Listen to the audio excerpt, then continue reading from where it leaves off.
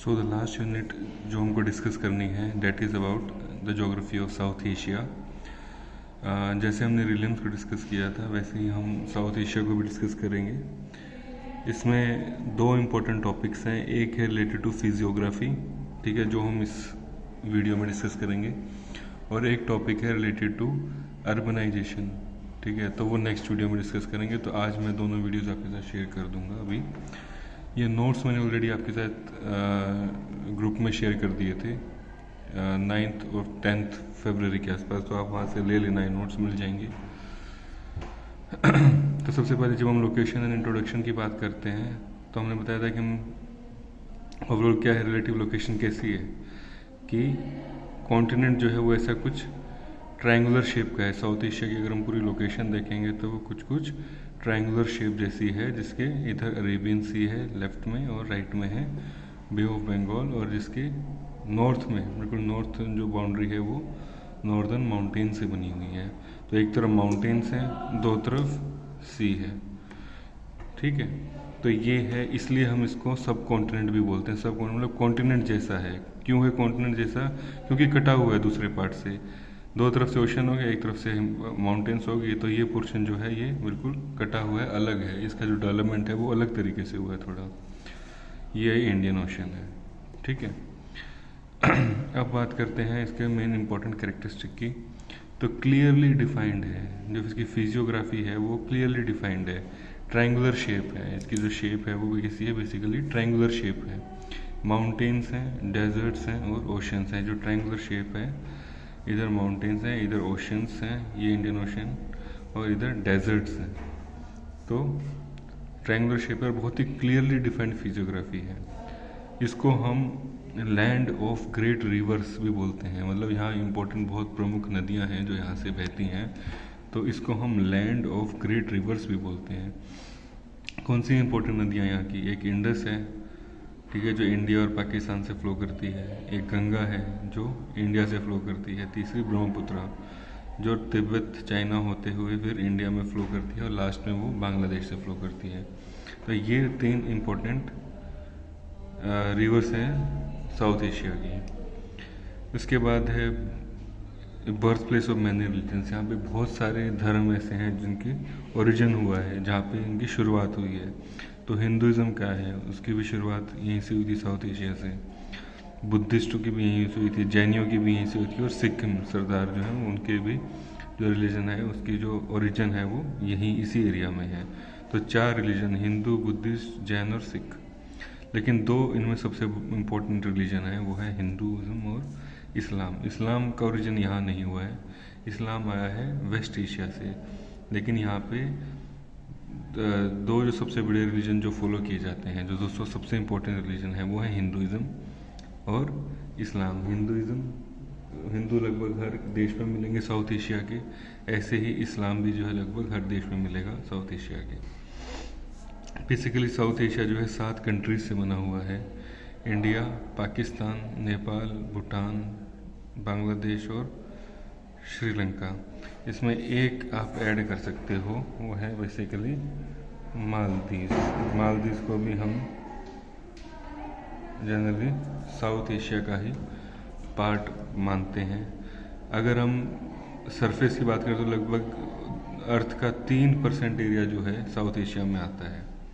तो जो 3% ज़मीन है पूरी टोटल ज़मीन में से, वो साउथ एशिया के पास है। लेकिन 25% दुनिया की जो जनसंख्या है उसका 25% यहाँ पे मिलता है साउथ एशिया में। तो केवल 3% लैंड है, लेकिन 25% यहाँ पे पॉपुलेशन जो वर्ल्ड की है वो यहाँ रिजाइड करती है, यहाँ रहती है। कैसा है, अगर हम फिजिकली देखेंगे तो मॉनसून लैंड बोलते हैं इनको। मॉनसून जो है बेसिकली यहाँ पे डोमिनेट करती है, तो इसको हम मॉनसून भी बोलते हैं, monsoon dominated area. Monsoon dominate करती है इस एरिया में, ठीक है। और क्या है, स्टिल प्री डोमिनेटली रूरल, मतलब अभी भी काफ़ी हद तक यहाँ पे जो लोग हैं वो अर्बनाइज नहीं है, शहरीकरण जितना ज़्यादा नहीं हुआ, अभी भी काफ़ी हद तक यहाँ पे रूरल ग्रामीण इलाके या ग्रामीण जो है जो वो है लोग जो हैं वो ज़्यादा है, प्रतिशत ज़्यादा है उसका। अब बात करते हैं जो आपका क्वेश्चन आता है, बेसिकली कई बार वो पूछ लेता है कि फुल आपका क्वेश्चन आ जाएगा 15 मार्क्स का कि describe the physiography of south Asia. तो जब भी आएगा तो पहले आप इसकी रिलेटिव लोकेशन बता देंगे, यहाँ थोड़ा सा इंट्रोडक्शन दे देंगे, उसके बाद आप डिस्कस करेंगे कि देयर आर 5 फिजियोग्राफिक रीजन। हमने साउथ एशिया को 5 फिजियोग्राफिक रीजन्स में डिवाइड कर रखा है। कौन से हैं वो? Northern mountain, river plain, peninsular plateau, coastal plain और आइलैंड। तो ये 5 जो हैं बेसिकली मेन फिजियोग्राफिक रीजन हैं। तो सबसे पहले डिस्कस करते हैं नॉर्दर्न रीजन को। तो नॉर्दर्न माउंटेन्स को, तो नॉर्दर्न माउंटेन्स में क्या है, ये इंपॉर्टेंट पॉइंट है कि शुरुआत कीजिए नॉर्दर्न माउंटेन्स की। जब अगर आप मैप देखेंगे साउथ एशिया का कोई भी, तो जो नॉर्दर्न पार्ट है साउथ एशिया का, पाकिस्तान से लेकर के इंडिया तक, क्या है वहाँ पे माउंटेन्स हैं। ठीक है, माउंटेन्स का फॉर्मेशन कैसे हुआ है कि इंडियन प्लेट टेक्टोनिक की वजह से हुआ है, प्लेट टेक्टोनिक्स की वजह से। इंडियन प्लेट जो थी वो यूरो एशियन, जो पहले जो एक प्लेट थी यूरो एशियन नॉर्थ में थी, और इंडियन प्लेट टूट गई थी नीचे से गोंडवाना लैंड से, और वो मूव कर रही थी नॉर्थ की तरफ। तो यूरो एशियन प्लेट के साथ वो कोलाइड करेगी, दोनों प्लेट कोलाइड करेगी। उसकी वजह से हिमालयाज का, तिब्बतन प्लेट्यू का, और दूसरी जो पहाड़ है वहाँ पे कौन से काराकोरम, हिंदू कुश, तेन शान, ये जो सारे जो लैंडफॉर्म्स हैं, इनका फॉर्मेशन इस टेक्टोनिक एक्टिविटी की वजह से हुआ जब इंडियन प्लेट यूरेशियन प्लेट के साथ टकराई। ये कैसी माउंटेन्स है काराकोरम, हिंदू कुश, तेन शान? ये वो हैं जिसमें स्नो कवर बहुत ज़्यादा है, हमेशा बर्फ़ से ढकी रहती हैं। ये जब स्नो मेल्ट होती है गर्मियों में तो उससे पानी मिलता है नदियों को। यहाँ से बहुत इंपॉर्टेंट नदियाँ हैं जो निकलती हैं, जैसे कि मैंने बताया था इंडस है, गंगा है, सतलज है, यमुना है, ठीक है, ब्रह्मपुत्र है। ये सारी रिवर्स कहाँ से आ रही हैं? ये कहीं ना कहीं जो स्नो इन माउंटेन्स में होती है उससे मेल्ट वाटर से वो चलती हैं। फिर क्या है बेसिकली इन माउंटेन्स के अंदर सबसे इम्पोर्टेंट कौन से हैं? हिमालयाज हैं। हिमालयाज में भी अगर आप देखोगे तो 2 सिंटेक्स बैंड है, हम इनको बोलते हैं सिंटेक्स बैंड। बैंड का मतलब, सिंटेक्स बैंड का मतलब ऐसे है हिमालयाज।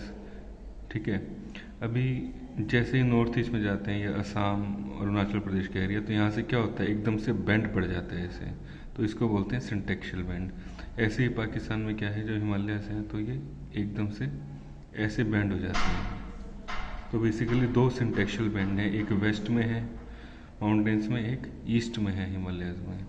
ठीक है, तो 2 syntaxial bands on east and west of Himalayas. ठीक है, यहाँ क्या होता है, दोनों तरफ सदर्न बैंड, साउथवर्ड, दोनों तरफ ये क्या है, साउथवर्ड इनका बैंड पड़ जाता है, दोनों तरफ ये साउथ की तरफ एक्सटेंड कर जाती हैं। साउथवर्ड बैंड्स एंड कंटिन्यू, उसके बाद बढ़ती हैं आगे। अब बात करते हैं जो 2 बैंड है कहाँ कहाँ है, एक पाकिस्तान में है और एक नॉर्थ ईस्ट में है, पूर्व उत्तर भारत में है। तो पाकिस्तान में कैसे है कि काराकोरम सबसे ऊपर, पाकिस्तान में क्या है, काराकोरम रेंज है, फिर हिंदू कुश है, फिर स्वात है, फिर हिमालयाज है। और हिमालयाज क्या है, ये बेंड कर जाती हैं। अब बेंड होने के बाद क्या है, एक रेंज है सुलाइमन रेंज, ये सुलेमन है, ये उसके पैरेलल है किरथार है। ठीक है, तो 2 इम्पोर्टेंट माउंटेन रेंजेस हैं, सुलाइमन और किरथार। ठीक है, इसके ईस्ट में इंडस रिवर फ्लो करती है। ये जो 2 रिवर हैं, ये जो 2 माउंटेन हैं बेसिकली हिमालयाज कैसे हुआ, काराकोरम रेंज, हिंदू कुश, स्वात, फिर हिमालय जब नीचे बेंड करती है सिंटेक्शियल बेंड से, तो उसके बाद उसको बोलते हैं सुलाइमन रेंज। ये सुलाइमन रेंज है, उसके पैरेलल, उसके साथ में थोड़ी सी दूरी पे ये किरथार, उसको किरथार बोलते हैं। ठीक है, ये जो एरिया है इसके ईस्ट में इंडस फ्लो करती है, इंडस बहती है, और इसके पीछे इधर वेस्ट में है बलूचिस्तान का एरिया। तो पता लग गया आपको कैसी हैं ये सुलाइमन और किरथार। दोनों की लंबाई जो है लगभग 400 किलोमीटर लंबी है, 25 से 30 किलोमीटर लगभग उनकी चौड़ाई है, और लगभग 3000 मीटर उसकी हाइट है। तो दोनों जो माउंटेन्स हैं उनकी यही लगभग सेम जोग्राफिकल फीचर्स हैं कि 400 किलोमीटर लंबी है सुलेमन भी, किरथार भी, 25 से 30 किलोमीटर उनकी चौड़ाई है दोनों की, और लगभग 3000 मीटर दोनों की हाइट है। एक बैंड तो हो गया पाकिस्तान में जो हमने बात की थी, 2 सिंटेक्स बैंड, एक तो ये हो गया कवर। दूसरी बार जब ये नॉर्थ ईस्ट में, पूर्व उत्तर भारत में जब मुड़ती है, तो इसको बोलते हैं ईस्टर्न हिमालय, पूर्वी हिमालय बोलते हैं, जिनको पूर्वांचल हिल्स भी हम बोलते हैं। यहाँ पे ये अलग अलग नाम से जाने जाते हैं, लुशाई, नाग, मणिपुर, बरेल रेंज बोलते हैं, Manipur hills, Naga hills, Lushai hills. ठीक है, क्या करेक्टरिस्टिक है इनकी कि हाइट कम है, कोई ज़्यादा हाइट नहीं है इन माउंटेन्स की, हाइट कम ही है, और यहाँ पे जनरली टी की प्लांटेशन होती है, तो चाय पत्ती होती है उसकी प्लांटेशन यहाँ पे की जाती है। तो हिमालयाज़ की अगर बात करें तो हाइट जो है वो ज़्यादा है ईस्ट हिमालयाज़ में। ईस्टर्न हिमालयाज़ जो है, ठीक है, जो नेपाल और उससे आगे के हैं, वहाँ पे हाइट लगभग ज़्यादा पाई जाती है, 8,000 मीटर और उससे ज़्यादा। ठीक है, इस एरिया कैसा है, पहाड़ी इलाका है, तो जनरली क्या होगा, अर्थक्वेक आएंगे, ठीक है, भूस्खलन होगा, लैंडस्लाइड हो जाएगी।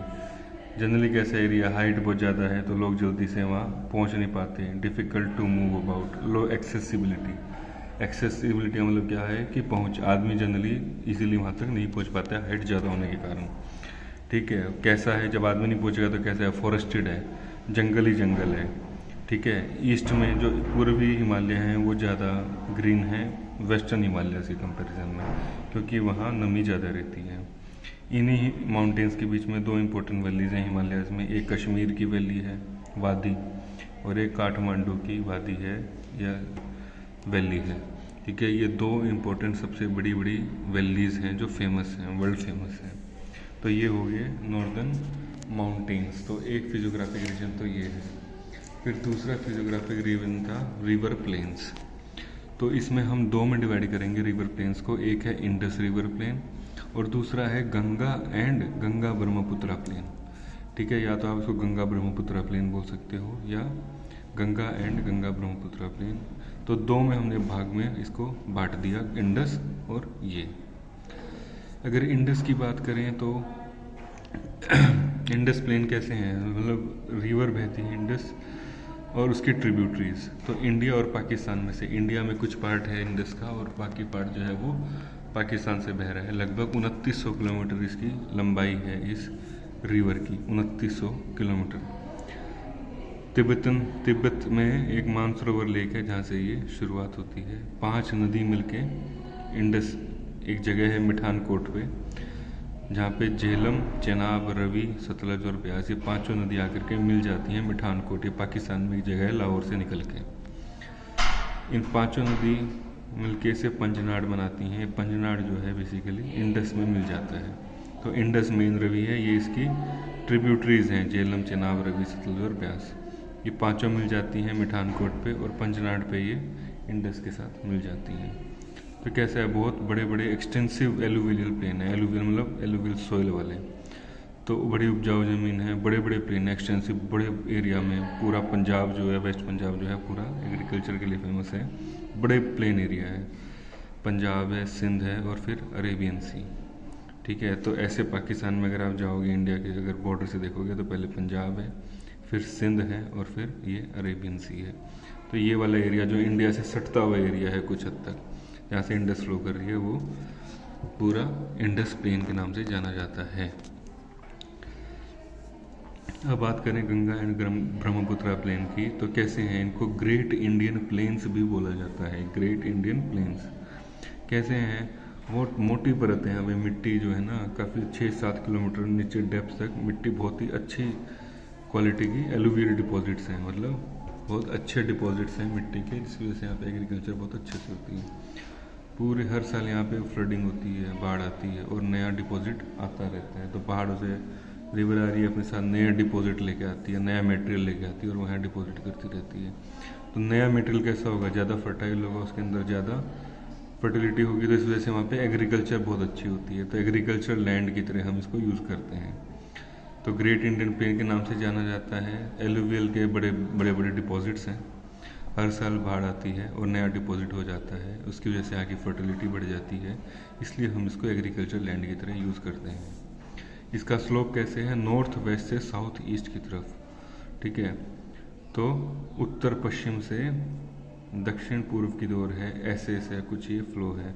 तो गंगा अगर प्लेन आपने देखे होंगे तो कैसे हैं, यहाँ से ऐसे हैं, यूपी, बिहार और बंगाल होते हुए। ऐसे ही ब्रह्मपुत्र का क्या है, वो इस साइड से है, नॉर्थ ईस्ट से साउथ वेस्ट की तरफ। तो ये ऐसे प्लेन है, यहाँ से ये जुड़ गया और यहाँ से ये जुड़ गया। ठीक है, बहुत सारी ट्रिब्यूटरीज हैं गंगा की भी, ब्रह्मपुत्र की भी। गंगा की बात करें तो यमुना, गोमती, घग्गर, कोसी, सेन, बहुत सारे रिवर्स हैं। आप कहीं भी चेक करोगे आपको पता लग जाएगा। 15-20 मेन ट्रिब्यूटरीज हैं उसकी। फिर क्या है, ये दोनों रिवर बांग्लादेश में जा कर के मिल जाती हैं और दोनों इकट्ठे होकर के दुनिया का सबसे बड़ा डेल्टा बनाती हैं। सबसे बड़ा गंगा और ब्रह्मपुत्र दोनों के डेल्टा मिल जाते हैं और वो दुनिया का सबसे बड़ा डेल्टा बनाती हैं। बांग्लादेश में होता है बे ऑफ बंगाल के ऊपर। ठीक है, अब क्या है कि दोनों ही रिवर्स क्या हैं, दोआबों के लिए फेमस है। दोआब का मतलब क्या है, दो रिवर के बीच की जो जगह होती है, मान लो सतलज है, ये ब्यास है, तो इसके बीच का जो एरिया उसको दोआब बोलते हैं। तो दोनों ही रिवर्स क्या हैं, दोआबों के लिए फेमस है। अब क्या है कि दोनों ही जगह आपको ये 4 तरह के प्लेन मिलेंगे, भाबर भी मिलेगा, खादर भी मिलेगा, बांगर भी मिलेगा और डेल्टा भी मिलेगा। डेल्टा प्लेन क्या है, जब समुद्र में घुसने वाली होती है नदी, उससे टाइम अपना पूरा मटेरियल को जो है वो छोड़ देती है और उससे क्या है वो बहुत बड़ा प्लेन एरिया वहाँ बन जाता है, तो उसको बोलते हैं डेल्टा। ठीक है, ये है बांगड़। बांगड़ मतलब रिवर अपना जो कोर्स है, जहाँ से रिवर बह रही है वो शिफ्ट करती रहती है, कभी ईस्ट में चलेगी, कभी वेस्ट में चलेगी। तो जहाँ पे अब बह रही है तो उससे दूर वाला जो एरिया है उसको बोलते हैं बांगड़, और जो उसके बिल्कुल नज़दीक वाला एरिया जहाँ से भी बह रही है वो है खादर। खादर ज़्यादा उपजाऊ होता है क्योंकि उसमें हर साल बाढ़ आती है, बांगर में बाढ़ नहीं आती, तो उसकी फर्टिलिटी जो है हर साल धीरे धीरे, उपजाऊ क्षमता जो है धीरे धीरे कम होती जाती है हर साल। एक होता है बाबर। बाबर का मतलब है जब पहाड़ से नदी प्लेन के अंदर एंटर करती है तो वो कोन से बना देती है, एलुवियल कोन, तो वो बोलते हैं बाबर। वहाँ कंकड़ और वो टीला टाइप का आपको दिखेगा जहाँ पे नदी एक बार गायब हो जाती है फिर दोबारा निकलती है। इसके बारे में पढ़ सकते हैं बाबर के बारे में। फिर क्या है, कुछ नदियाँ ऐसी हैं साउथ एशिया में, जैसे नेपाल, भूटान, इंडिया, इनके बीच में हमको जो है पानी इंटरनेशनल वाटर्स हो जाते हैं। जब नेपाल से कोई नदी आ रही होती है, कोसी है जैसे, वो एंटर करती है इंडिया में, तो इंटरनेशनल वाटर हो गया, रिवर जो है शेयर हो रही है 2 कंट्रीज़ के बीच में, तो उसमें फिर इनका क्या है, कॉन्ट्रैक्ट है कि कैसे हम यूज़ करेंगे पानी को। ऐसे भूटान और इंडिया के बीच में, इंडिया और पाकिस्तान के बीच में इंडस ट्रीटी कि हम इंडस की रिवर को कैसे यूज़ करेंगे। ऐसे ही श्रीलंका जो है उसमें जो मेन रिवर है वो उसको बोलते हैं महावेली गंगा। महावेली गंगा कैसे है ये आपका श्रीलंका है टोटल। ठीक है, ये श्रीलंका है, इसके बीच में जो एरिया है वो थोड़ा सा प्लेट्यू टाइप का है, बाकी पूरा एरिया प्लेन है। तो यहाँ से ये रिवर ऐसे ऐसे ऐसे ऐसे ऐसे, इसको बोलते हैं सेंट्रीफ्यूगल या रेडियल ड्रेनेज। रेडियल ड्रेनेज है मतलब यहाँ से हर डायरेक्शन में रिवर निकल रही होती है बाहर, क्योंकि ये वाला एरिया हाइट पे है, बाकी एरिया प्लेन है, पूरा कम हाइट का है। तो इस यहाँ पे श्रीलंका में रेडियल ड्रेनेज मिलती है, मतलब रेडिएट आउट करती है, इसको हम सेंट्रीफ्यूगल ड्रेनेज भी बोलते हैं। उसी में सबसे बड़ी रिवर जो है वो है महावेली गंगा। तो ये हो गए रिवर प्लेन्स। अब है पेनिनसुलर प्लेट्यू। तो जब हम पेनिनसुलर प्लेट्यू की बात करते हैं तो कैसे डिस्कस करेंगे कि सबसे पहले ब्रेकअप हुआ पेंजिया का। सबसे पहले एक बड़ी लैंड थी, एक बड़ा कॉन्टिनेंट था पेंजिया, ठीक है, उसमें से इंडिया सेपरेट हो गया। ठीक है, अफ्रीका से सेपरेट होने लगा और दूर हटने लगा। जब ये हट रहा था ना, जब इंडिया उस मेजर कॉन्टिनेंट से टूट के मूव कर रहा था नॉर्थ की तरफ, तो क्या हुआ उस टाइम पे, सी फ्लोर स्प्रेडिंग होने लगी। ठीक है, वोल्केनोज आए जब टूटा तो, ठीक है, उस टाइम जब टूट रहा था अफ्रीका से सेपरेट हो रहा था तो बहुत सारे वोल्केनोज आए और उसने क्या किया, टेबल लैंड बना दी। Tableland built of lava sheets, जिसको हम डेक्कन ट्रैप्स भी बोलते हैं। अगर आप कभी भी साउथ में पेनिनसुलर प्लेट्यू को पढ़ोगे ना तो आप पढ़ोगे कि उसको हम डेक्कन ट्रैप्स ही बोलते हैं। ट्रैप मतलब वोल्केनो भर गया उस ज़मीन पे पूरा, वोल्केनो का जो मटेरियल था उसने फिल कर दिया उस पूरे एरिया को टेबल लैंड की फॉर्म में। तो कहीं पे प्लेट्यू ऊपर, कहीं पे नीचे, कहीं पे ऊपर, कहीं पे नीचे, तो टेबल लैंड की तरह बन गया ऐसे। ठीक है, ऐसे कहीं हाइट बढ़ रही है, कहीं कम हो रही है, तो उसको टेबल लैंड टाइप का बोल दिया है। तो जब इंडिया सेपरेट हो रहा था अफ्रीका से, उस टाइम पे बहुत सारे वोल्केनोज आए और उसकी वजह से टेबल लैंड की फॉर्म में जो फिजियोग्राफी थी वो कन्वर्ट होगी डेक्कन ट्रैप्स। डेक्कन ट्रैप्स मतलब वहाँ पे वोल्केनो का जो मटेरियल लावा निकलता है उसने उसको फिल कर दिया पूरा। इसकी जो बेसिकली जो ये है पेनिनसुलर प्लेट्यू है, ये थोड़ा सा झुका हुआ है ईस्ट और नॉर्थ ईस्ट की तरफ, मतलब ईस्ट इस तरफ झुका हुआ है थोड़ा और नॉर्थ ईस्ट इस तरफ झुका हुआ है। तो इसलिए आपने देखा होगा कि जितने भी रिवर्स यहाँ से फ्लो करती हैं वो सारी की सारी बे ऑफ बंगाल में जाती हैं। अरेबियन सी की तरफ बहुत कम रिवर्स हैं। ठीक है, अरेबियन सी में बहुत कम रिवर्स हैं, मैक्सिमम रिवर जो हैं वो बे ऑफ बंगाल में गिरती हैं, क्योंकि ये पूरा का पूरा प्लेट्यू जो है ऐसे टिल्टेड है, ऐसे टिल्टेड है, तो सारी रिवर्स यहाँ से फ्लो करेंगी बे ऑफ बंगाल की तरफ, और कुछ ऐसे टिल्टेड है। तो कुछ रिवर्स जैसे गंगा की जितनी ट्रिब्यूटरीज हैं यहाँ से जितने भी हैं, ठीक है, काली है, पार्वती है, सेन है, सोन है, ये जितने रिवर्स हैं, चंबल है, ये यहाँ से गंगा में मिलती हैं जाकर के। ऐसे यहाँ जितने रिवर हैं, कावेरी, गोदावरी, कृष्णा, ठीक है, महानदी, सुवर्णरेखा, ब्रह्मणी, जितने भी दामोदर, जितने रिवर्स हैं वो इधर फ्लो करती हैं बे ऑफ बंगाल में, एक्सेप्ट नर्मदा और ताप्ती। ये दो रिवर ऐसी हैं जो इधर की तरफ फ्लो करती हैं, ठीक है। उसका रीज़न कुछ और है, वो वहाँ पे एक फॉल्ट पड़ा हुआ है, बेसिकली ज़मीन धसी हुई है, तो इसलिए वो यहाँ फ्लो करती हैं। अदरवाइज सारी रिवर ईस्ट और नॉर्थ ईस्ट की तरफ फ्लो करती हैं। ये जो एरिया है डेक्कन प्लेटू का, पेनिनसुलर प्लेटू का, ये क्या है, बेसिकली 3 साइड से ओशन में है।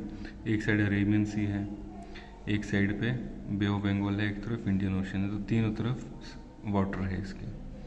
एवरेज हाइट कितनी है इसकी, 500 से 900 मीटर की है करीब इसकी एवरेज हाइट है इस एरिया की।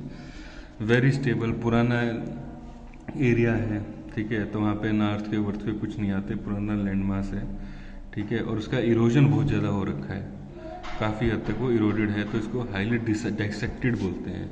अगर जियोमॉर्फोलॉजी टर्म देखो तो अगर किसी पुराना एरिया होता है उस पर इरोजन बहुत ज़्यादा हो जाए तो वो अलग अलग उसमें दरारें और वो टूटा टूटा सा आपको दूर से दिखता है, ठीक है, उसको बोलते हैं हाईली डाइसेक्टेड। तो अगर हम बात करें इसकी, तो आपको ये डायग्राम बनाना पड़ेगा अगर ये डिस्कस करने को आता है। तो इसको हम 2 पार्ट्स में डिवाइड कर देते हैं बेसिकली, एक है डेक्कन ट्रैप, एक है सेंट्रल इंडियन हाईलैंड। तो सेंट्रल हाईलैंड्स है इंडियन और ये डेक्कन ट्रैप है। इधर छोटा नागपुर प्लेट्यू है, तो ये पूरा सेंट्रल इंडियन हाईलैंड होगी, ये छोटा नागपुर प्लेट्यू हो गया, और ये क्या है, ये डेक्कन ट्रैप है। यहाँ से अरावली जा रही है, यहाँ से विंध्यास जा रही है, ठीक है, यहाँ से ये सतपुड़ा जा रही है, यहाँ पे बघेलखंड है, यहाँ पे मालवा है, इस एरिया को मालवा बोलते हैं, जहाँ पे बुंदेलखंड है ये बघेलखंड है। मेघालय जो प्लेट्यू है बेसिकली वो इसी का पार्ट है, वो पेनिनसुलर प्लेट्यू का ही पार्ट माना जाता है। यहाँ पे महाराष्ट्र प्लेट्यू है, डेक्कन ट्रैप के अंदर ये कर्नाटका प्लेट्यू है, तो डेक्कन ट्रैप में महाराष्ट्र प्लेट्यू और कर्नाटका प्लेट्यू, इधर छत्तीसगढ़ प्लेट्यू या बेसिन, ठीक है। तो ये डायग्राम आपको बनाना पड़ेगा, ये पूरा एक ही पार्ट है, ठीक है। इसको बोलते हैं छोटा नागपुर प्लेट्यू, इसको बोलते हैं सेंट्रल इंडियन प्लेट्यू, इसको बोलते हैं डेक्कन ट्रैप, ठीक है। जब आप बनाओगे तो इन दोनों के बीच में क्या है, बघेलखंड है। इस एरिया के इधर नॉर्थ वेस्ट में अरावली है, इधर इसको मालवा बोलते हैं, यहाँ से विंध्या और यहाँ से सतपुड़ा जाती है। ये महाराष्ट्र प्लेट्यू है, कर्नाटका प्लेट्यू है, छत्तीसगढ़। तो ऐसे करके आप इसको दिखा दोगे, मेघालय प्लेट्यू भी इसका पार्ट है। इसके साथ में ही आपको दिखेगा घाट्स। ये जो बाउंड्री है ना बेसिकली इसकी, ये वेस्टर्न बाउंड्री जो है वो वेस्टर्न घाट्स ने बना रखी है, ईस्ट वाली बाउंड्री जो है वो ईस्टर्न घाट्स ने बना रखी है। घाट्स का मतलब माउंटेन टाइप का है एक। उसके बाद जो है बेसिकली ये जो एरिया है जो बच जाता है, ये है कोस्टल प्लेन, जो कोस्ट के ऊपर जो प्लेन एरियाज हैं वो है। तो इसकी बाउंड्री कौन बनाता है, घाट्स बनाते हैं, ईस्टर्न घाट्स और वेस्टर्न घाट्स इसकी बाउंड्री बना देते हैं। फिर क्या है, वेस्टर्न घाट्स क्या है, वेस्टर्न घाट्स लगभग 1600 किलोमीटर लंबे हैं। कहाँ से कहाँ तक, तापी नदी से कन्याकुमारी, ये कन्याकुमारी है और ये तापी आपकी रिवर है जो फ्लो करती है, ठीक है। तो यहाँ पे नर्मदा फ्लो करती है, यहाँ पे ताप्ती फ्लो करती है। तो ताप्ती के यहाँ से लेकर के और कन्याकुमारी तक ये वेस्टर्न घाट्स हैं, लगभग 1600 किलोमीटर लंबे हैं। 50 से 300 किलोमीटर कहीं कहीं इनकी चौड़ाई है, तो कहीं पे 50 किलोमीटर चौड़े हैं, कहीं पे 300 किलोमीटर चौड़े हैं। लगभग 1000 मीटर इनकी हाइट है, ठीक है, लगभग 1000 मीटर जो है इनकी हाइट है। और इनकी हॉगबैक टाइप ऑफ टॉपोग्राफी, हॉगबैक कैसी होती है, ऐसे एक साइड बिल्कुल स्टीप है, तो ये वाली साइड जो सी की तरफ है ये एकदम स्टीप है, और जो इधर प्लेट्यू की तरफ जो साइड है वो थोड़ी सी स्लांटिंग है। तो ये हॉगबैक टाइप ऑफ टोपोग्राफी यहाँ पे HOGBAC है, हॉगबैक, ठीक है। तो इस टाइप की टोपोग्राफी आपको मिल जाएगी। तो आपने हॉगबैक का मतलब क्या है, जब घोड़ी देखी हो, घोड़ी के ऊपर वो रख देते हैं बैठने के लिए रैन, तो उसकी शेप कैसी होती है, ऐसी होती है ना, ऐसी ही शेप होती है उसकी जिस पे वो बैठता है, ठीक है। तो ये जो है, ये जो साइड है सी की तरफ, अरेबियन सी की तरफ, ये एकदम स्टीप है और ये जो है स्लांटिंग है। तो हॉगबैक टाइप ऑफ टोपोग्राफी आपको वेस्टर्न घाट में मिल जाएगी। ईस्ट घाट ये कैसे हैं, कॉन्टिन्यूस हैं, लेकिन कॉन्टिन्यूटी है लगातार। ईस्टर्न घाट कैसे हैं, टूटे हैं, ये एक है, बीच में गैप है, फिर थोड़ा सा माउंटेन है, फिर गैप है, फिर थोड़ा सा माउंटेन है, फिर गैप है। तो महानदी, ये महानदी रिवर है और यहाँ से वैगई रिवर है, वैगई, VAGAI, वैगई। तो इसके बीच में जो एरिया है उसको हम ईस्टर्न घाट्स बोलते हैं। ठीक है, अब क्या है, बेसिकली आप ये लिख सकते हो मेन, जब आप डिस्क्राइब करने पे जाओगे तो यहाँ की जो मेजर हिल्स हैं वो लिख सकते हो कि यहाँ पे नीलगिरी है, अन्नामलाई है, पालनी है, ये यहाँ पर है केरला में। फिर शेवरॉय है, ये यहाँ पर ईस्टर्न घाट में। फिर जावादी है, वो भी ईस्टर्न घाट में। नल्ला मल्ला पालकोंडा दोनों ईस्टर्न घाट में। अरावली ये है, विंध्यास और सतपुड़ा ये हैं। टेक्निकली जो है बेसिकली डेजर्ट भी जो है इसी का पार्ट है। तो ये एरिया जो डेजर्ट का है ना, मरुस्थली, ये भी टेक्निकली इसी का पार्ट है। तो नीचे से अगर आप ऊपर का डेजर्ट लाके नीचे के रॉक्स देखोगे ना, तो आपको सेम रॉक मिलेंगे जो यहाँ मिलते हैं। ठीक है, इसके अलावा एक छोटा सा प्लेटू जो है हमको श्रीलंका में दिखता है, जो सेंट्रल, मैंने आपको बताया था ना, जो डिस्कस किया कि श्रीलंका में कैसी टोपोग्राफी है कि बीच में एक प्लेटू है और चारों तरफ प्लेन एरिया है। तो ऐसा ही एक प्लेटू श्रीलंका में भी देखने को हमें मिलता है। इसके अलावा क्या रह गया, इसके अलावा है बेसिकली कोस्टल प्लेन और आइलैंड। तो चौथा जो फिजियोग्राफिकल रीजन है वो है कोस्टल प्लेन और लास्ट है आइलैंड्स। तो कोस्टल प्लेन की बात करें तो पाकिस्तान से शुरू होकर के बांग्लादेश तक, ठीक है, पूरा कोस्टल प्लेन है। पाकिस्तान से शुरू होते हैं, मकरान कोस्ट है सबसे, जैसे लास्ट में जो पाकिस्तान का अफगानिस्तान के साथ बॉर्डर है वहाँ पे मकरान कोस्ट शुरू होती है। उसके बाद ईस्ट कोस्ट है पाकिस्तान की। फिर हम इंडिया में एंटर करते हैं तो गुजरात कोस्ट आ जाती है, फिर महाराष्ट्र, फिर गोवा, कर्नाटका वाली, ठीक है, फिर मालाबार यानी कि केरला वाली, फिर तमिलनाडु, इधर आंध्र प्रदेश, और फिर उड़ीसा और बंगाल होते हुए बांग्लादेश तक ये पूरा एक कोस्ट लाइन है। ऐसे ही श्रीलंका और मालदीव जो दो कंट्री हैं उनके चारों तरफ कोस्टल एरिया आपको मिलेगा। तो मकरान कोस्ट क्या है, बेसिकली जो सबसे वेस्टर्न कोस्ट है ना इस साउथ एशिया की, उसको बोलते हैं मकरान कोस्ट। यहाँ पे पोर्ट्स हैं बेसिकली, ये पाकिस्तान में लाई करता है, वेस्ट पाकिस्तान में, बलूचिस्तान के नीचे। ईस्ट कोस्ट ऑफ पाकिस्तान क्या है, जहाँ पे इंडस बहती है यहाँ से, ठीक है। कराची के, जो कराची शहर है बेसिकली, उसके ईस्ट में जो है ये इंडस बहती है और वहीं पर इसने अपना डेल्टा बना रखा है जिसको ईस्ट कोस्ट ऑफ पाकिस्तान बोलते हैं। ये जो है ईस्ट कोस्ट, ये रन ऑफ कच्छ में जाके मिल जाती है, ठीक है। तो ये जो ईस्ट कोस्ट है पाकिस्तान को, रन ऑफ कच्छ में जाके मिल जाती है। फिर हम बात करते हैं इंडिया की, तो इंडिया में दो कोस्टल प्लेन्स हैं प्रमुख। जो दो कोस्टल प्लेन है वो है वेस्टर्न कोस्टल प्लेन और ईस्टर्न कोस्टल प्लेन। इसके अलावा प्लस हम गुजरात कोस्टल प्लेन को भी मानते हैं। तो गुजरात कोस्टल प्लेन को तीन में डिवाइड कर रखा है, एक कच्छ वाला एरिया है, एक काठियावाड़ वाला है और एक गुजरात का प्लेन वाला एरिया है। तो अगर आपको डिवाइड, तो मेनली तो हम प्रमुखता तो इसको दो भाग में बांटते हैं, वेस्टर्न कोस्टल प्लेन और ईस्टर्न कोस्टल प्लेन। इसके अलावा हम गुजरात भी इंक्लूड कर लेते हैं कई बार, इसको हम तीन भाग में बांटते हैं, कच्छ, काठियावाड़ और गुजरात प्लेन। तो अब हम प्रमुखता बात करेंगे इन दो के बारे में, वेस्टर्न कोस्टल प्लेन और ईस्टर्न कोस्टल प्लेन। तो वेस्टर्न कहाँ से है, 1500 किलोमीटर लगभग लंबे हैं वेस्टर्न कोस्टल प्लेन। तो ये जो हमने बताया था ना, ये जो वेस्टर्न कोस्टल प्लेन जो है लगभग 1500 किलोमीटर लंबे हैं। लगभग वेस्टर्न घाट भी कितने 1600 किलोमीटर थे, इतने ही लगभग साथ में वेस्टर्न कोस्टल प्लेन है। लगभग 25 से 65 किलोमीटर इनकी चौड़ाई है, जो चौड़ाई कितने 25 से 65 किलोमीटर। तो केप कोमोरिन टू सूरत, ये है केप कोमोरिन, यहाँ सूरत तक, ये सूरत शहर है, यहाँ तक ये फैले हुए हैं। कैसे हैं ये, बेसिकली वो कोस्ट है जो धंस गई है सी के अंदर जाकर के। पहले ऊपर होती थी तो एक फॉल्ट पड़ा और फॉल्ट पड़ने के कारण वेस्टर्न घाट तो ऊपर उठ गए, और ये वाला जो एरिया था, देखो ये एक एरिया था, ठीक है, पहले इसमें एक फॉल्ट पड़ा यहाँ पे, ठीक है, ये वाला पार्ट ऊपर उठ गया जिसको हम वेस्टर्न घाट बोलते हैं, और ये वाला पार्ट जो था इसका ये नीचे धंस गया जिसको हम कोस्टल प्लेन बोलते हैं, western coastal plain.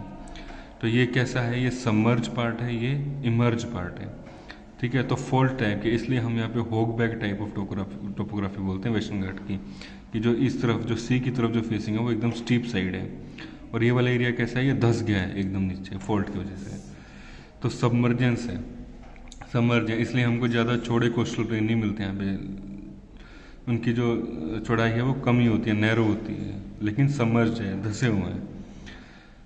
Western Ghats के साथ में है, वेस्टर्न घाट के स्टीप साइड है, वेस्टर्न घाट के साथ में है। तो रिवर क्या होती है, वेस्टर्न घाट से जब नीचे उतरती है तो बहुत स्पीड से उतरती है। जब माउंटेन से रिवर एकदम से यहाँ से आकर के वेस्टर्न घाट का जो स्लोप है वो एकदम स्टीप है, तो एकदम से गिरेगी तो उसके अंदर एनर्जी ज़्यादा है, वो अपने साथ जो मिनरल्स लेके आती है थोड़े बहुत, उसको सी के अंदर ले जाती है, तो वो डेल्टा नहीं बनाती। तो कोस्टल प्लेन्स में हमको वेस्टर्न कोस्टल प्लेन पे कभी भी डेल्टा देखने को नहीं मिलेगा, क्योंकि कोई डिपॉजिट ही नहीं होता, क्योंकि एक तो रिवर की स्पीड बहुत ज़्यादा है और उसके बाद जो सेडिमेंट होते हैं वो भी कम होते हैं, क्योंकि ये जो एरिया है प्लेट्यू वाला जहाँ से रिवर आ रही है वहाँ पे वोल्केनिक ओरिजिन का है, तो वहाँ पे वो ज़्यादा इरोड होता नहीं है। तो एक तो मटेरियल ही कम है, दूसरा स्पीड भी ज़्यादा है, तो वो कुछ भी अपना वेस्ट जो है, जो इरोडेड मटेरियल है, उसको यहाँ छोड़ती नहीं है, इसकी वजह से वहाँ डेल्टा नहीं बनते। इसलिए वेस्ट कोस्ट पे कभी भी आपको डेल्टा नहीं दिखेंगे। इसके उल्टा ईस्ट कोस्ट पे आपको डेल्टाज मिलेंगे। ठीक है, वो बताएंगे कैसे। तो सबसे पहले क्या है, वेस्ट कोस्ट पे वेस्टर्न घाट से रिवर होती है, कोई डेल्टा यहाँ बनता नहीं है। इसको हमने 3 भाग में डिवाइड कर रखा है, कोंकण कोस्ट, कर्नाटका कोस्ट और मालाबार कोस्ट। कोंकण कोस्ट का मतलब है दमन से लेकर के गोवा तक, तो महाराष्ट्र और गोवा की जो कोस्ट है उसको हम कोंकण कोस्ट बोलते हैं। लगभग 500 किलोमीटर लंबी है ये और 50 से 80 किलोमीटर इसकी चौड़ाई है। फिर है कर्नाटका कोस्टल प्लेन, फिर कर्नाटक वाली कोस्ट है जो गोवा से मैंगलोर, एक बेंगलोर है एक मैंगलोर है, तो मैंगलोर तक है। ये 225 किलोमीटर लंबी कोस्ट लाइन है, 30 से 50 किलोमीटर इसकी चौड़ाई है लगभग। वहाँ बहुत सारे वाटरफॉल्स आपको देखने को मिलेंगे। यहाँ वेस्टर्न घाट जो है वो एकदम स्टीप हैं और इस वजह से बहुत सारे वाटरफॉल मिलते हैं, दूध सागर टाइप जैसे हैं वो यहीं मिलेंगे आपको। मैंगलोर से कन्याकुमारी तक है मलाबार कोस्ट, जो फिर 500 किलोमीटर लंबी है और लगभग 100 किलोमीटर ज़्यादा चौड़ी है। तो अगर हम देखें तो सबसे कम कहाँ है, जो कोस्ट है वो कैसी है, ऊपर थोड़ी चौड़ी है, बीच में पतली है और फिर बीच में सबसे ज़्यादा चौड़ी है। तो कुछ ऐसी शेप है कोस्टल प्लेन की, तो ऊपर थोड़ी चौड़ी है, बीच में बिल्कुल चौड़ी नहीं है, बिल्कुल कम चौड़ी है और नीचे सबसे ज़्यादा ब्रॉड है। तो इस टाइप का शेप है कोस्टल प्लेन का। तो 500 किलोमीटर लेंथ है, 100 किलोमीटर से ज़्यादा है। ठीक है, ये वो एरिया है जहाँ पे समुद्र का पानी लगभग अंदर कोस्ट में घुस आता है, तो उसको बोलते हैं बैक वाटर्स। केरला में इनको कयाल बोलते हैं, KAYAL, कयाल। तो ये होगी वेस्ट कोस्ट। अब इधर से ईस्ट कोस्ट शुरू होती है, तो सुवर्ण रेखा से लेकर के कन्याकुमारी तक, ये सुवर्ण रेखा रिवर है यहाँ, और यहाँ से कन्याकुमारी तक ये है ईस्ट कोस्ट। नॉर्थ में इसको बोलते हैं उत्कल, नॉर्थ में इसको उत्कल बोलते हैं, जहाँ उड़ीसा के आसपास का जो एरिया है। मिडल में इसको बोलते हैं आंध्रा कोस्ट और साउथ में बोलते हैं तमिलनाडु कोस्ट। और इस टोटल को आंध्रा और तमिलनाडु को इसको बोलते हैं कोरोमंडल कोस्ट। ये है कोरोमंडल कोर्स, इसको बोलते हैं नॉर्दर्न सरकार, इसको नॉर्दर्न सरकार CIRCAR नॉर्दर्न सरकार बोलते हैं। और नीचे वाले इन दोनों को बोलते हैं कोरोमंडल। ये इमरजेंट कोस्ट है, ये वैसी कोस्ट है जो निकल आई है ऊपर उठ गया है, कुछ पोर्शन ऊपर उठ गया है। जैसे ये तो नीचे धंस गया था, वेस्टर्न घाट ऊपर उठ गए थे, नीचे धंस गया था। और ये कोस्ट कैसा है, ये इमरजेंट है, मतलब ऊपर उठ गया है, कुछ पोर्शन नीचे से ऊपर उठ गया है। तो इसकी वजह से क्या है, एक बात कि ये बहुत ब्रॉड है। जैसे हमने कहा था ना, वेस्टर्न घाट तो कितने हैं, पतले से हैं, 25 से 65 किलोमीटर। ये क्या है, 400, 500 किलोमीटर चौड़े जो हैं ये प्लेन्स हैं। ठीक है, क्योंकि उठ के आ गया है तो पानी क्या है, बहुत सारा पानी सी लेवल से ऊपर आ गया। ठीक है, तो वो कोस्टल प्लेन की तरह बन गया। इसी वजह से यहाँ पे जो ये पहाड़ भी है ना, बेसिकली कौन से हैं, जो सी के अंदर होते थे, लेकिन कुछ पोर्शन ऊपर उठ गया, तो जो नीचे थोड़े बहुत हल्के फुल्के प्लेट्यूज रहे थे वो पहाड़ के फॉर्म में, ईस्ट कोस्ट के फॉर्म में, ईस्टर्न घाट्स के फॉर्म में दिखते हैं हमको। तो बहुत चौड़े प्लेन हैं और ये ईस्टर्न घाट्स के साइड में। डेल्टाज बहुत ह्यूज हैं, क्योंकि सारी रिवर्स बैक की साइड से आ रही हैं। ठीक है, और ये बहुत बड़ा प्लेन एरिया है, तो यहाँ पे रिवर की स्पीड जो है बिल्कुल कम हो जाती है, तो जितना मटेरियल है वो सारा का सारा वहाँ छोड़ देती है। इसलिए वहाँ पे बड़े बड़े डेल्टा बनते हैं, महानदी का, गोदावरी का, कृष्णा का, कावेरी का, सब बड़े बड़े डेल्टा यहाँ पे बनाती हैं, ह्यूज डेल्टास। ठीक है, तो ये हो गया वेस्ट कोस्ट और ईस्ट कोस्ट के बीच का difference.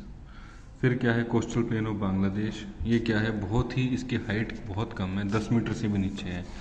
10 metres below above mean सी लेवल। जो मीन सी लेवल है मतलब सी का जो आमतौर पे जो हाइट रहता है उससे 10 मीटर से कम हाइट है इसकी, ठीक है, मतलब ज़्यादा हाइट नहीं, 10 ही मीटर का फ़र्क है सी लेवल में और इसके प्लेन्स में।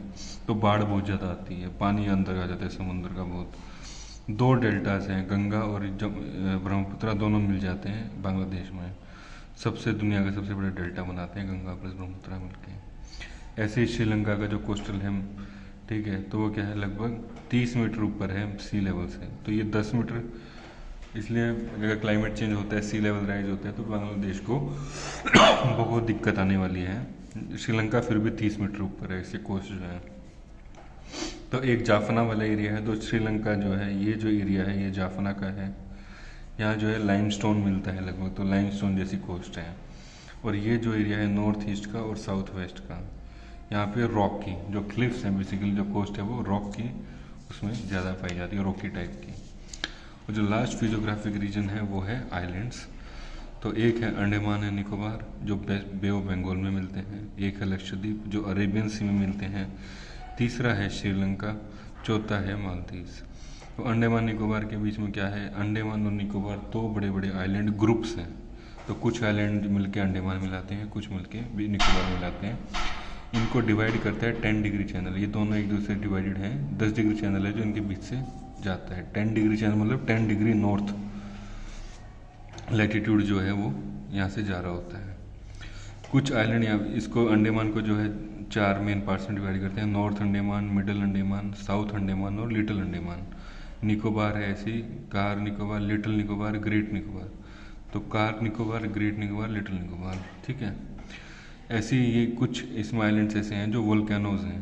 तो बैरन आइलैंड और नारकोंडम आइलैंड 2 ऐसे आइलैंड्स हैं जो वोल्केनो की फॉर्म में हैं, ठीक है। तो वहाँ वोल्केनिक एक्टिविटी होती है। ऐसे ही ये जो है बेसिकली कई कुछ स्कॉलर्स का मानना है कि ये कोई एक माउंटेन चेन है जो ईस्टर्न हिमालय है ना, जो पूर्वांचल है, फिर वो म्यांमार से गुजरते हैं, ठीक है। म्यांमार में एक माउंटेन चेन है, वो कहते हैं कि ये हिमालयस का ही पार्ट है जो खिंचा हुआ है ईस्ट में, और जो कुछ बे ऑफ बंगाल में है। तो जो पोर्शन सी लेवल के ऊपर आ गया वो हमें अंडमान निकोबार के रूप में दिखता है। तो कुछ का मानना है हिमालयस का ही एक्सटेंशन है। दूसरे जो आइलैंड्स हैं वो लक्षद्वीप अरेबियन सी में कोरल के बने हुए हैं। टोटल जो आइलैंड है वो कोरल के बने हुए हैं। कोरल जो लाइमस्टोन होता है, बेसिकली कोरल्स होते हैं ना, उन्होंने इसको डेवलप किया है। स्मॉल आइलैंड, छोटे छोटे आइलैंड है, स्मॉल आइलैंड्स कुछ ही मीटर ऊपर है मीन सी लेवल से। कोई 2 मीटर ऊपर है, कोई 2.5 मीटर ऊपर है, कोई 3 मीटर ऊपर है, तो बहुत ऊपर नहीं है। 2 बड़े आइलैंड है, अमनदीवी। नॉर्थ आइलैंड जो है उनको अमनदीवी बोलते हैं, जो साउथ वाले आइलैंड्स हैं उनको मिनिकोई बोलते हैं। तो अमनदीवी और मिनिकोई 2 आइलैंड्स हैं, ठीक है। कुछ ज़्यादा कुछ खास उस पर फिजियोग्राफी मिलेगी नहीं, प्लेन सा एरिया है, बस 2-2.5-3 मीटर ऊपर है सी लेवल से, बस यही है। लगून्स मिल जाएंगे, छोटे मोटे फ्लैट सा एरिया है। सबसे बड़ा जो आइलैंड है साउथ एशिया में वो है श्रीलंका। तो श्रीलंका में इंडिया से जो डिवाइडेड है, इंडिया से वो अलग कैसे हटा हुआ है, पाक स्टेट। जो पाक स्टेट है जो बीच में रिवर बॉडी है उसकी वजह से ये डिवाइड छटा हुआ है, बटा हुआ है इंडिया से। 3 जोन में डिवाइडेड है ये। सेंट्रल हाईलैंड मैंने कहा था, बीच वाला एरिया जो है वो थोड़ा उसकी हाइट ज़्यादा है। कैसा है वो, नॉर्थ और साउथ की तरफ ओरिएंटेशन है उसकी, ठीक है। और वहाँ से रेडियल ड्रेनेज है, तो रिवर चारों तरफ निकलती है, वहाँ से रेडियल ड्रेनेज है, नॉर्थ साउथ ओरिएंटेशन है। प्लेन्स कैसे हैं, उसके आसपास जो सेंट्रल हाईलैंड है उसके आसपास क्या सारा प्लेन एरिया है जहाँ उसकी हाइट तो 30 से 200 मीटर है। एग्रीकल्चर वाला एरिया है, पूरा लार्जेस्ट एरिया है, ठीक है। तो सबसे बड़ा एरिया श्रीलंका में किसका है, प्लेन्स का है, जो यहाँ पे एग्रीकल्चर होती है। फिर एक कोस्टल एरिया, जो कोस्टल वाला एरिया है, तो मैंने आपको बताया था जाफना, जहाँ पे लाइमस्टोन होता है, और दूसरा पूरा एरिया जो है वो स्टोनी और रॉकी टाइप का है। लास्ट जो आइलैंड है वो है मालदीव्स। लगभग 300 स्क्वायर किलोमीटर इसका एरिया है। ये भी इसकी तरह लक्षद्वीप की तरह कोरल का बना हुआ है। 1 से 2 मीटर है, सी लेवल से बस 1 मीटर ऊपर इसकी या 1.5 मीटर ऊपर इसकी हाइट है, ज़्यादा नहीं है। तो अगर सी लेवल बढ़ता है तो ये पूरा का पूरा आइलैंड डूब जाएगा। कोई हिल नहीं है, कुछ नहीं है, इतना कम एरिया है, 300 स्क्वायर किलोमीटर, इतना कम एरिया, दिल्ली से भी छोटा, कि यहाँ पे आपको ना लेक मिलेगा ना मार्श मिलेगा, कुछ नहीं मिलेगा, ठीक है। बस प्लेन एरिया है पूरा का पूरा। तो ये है फिजियोग्राफी ऑफ साउथ एशिया।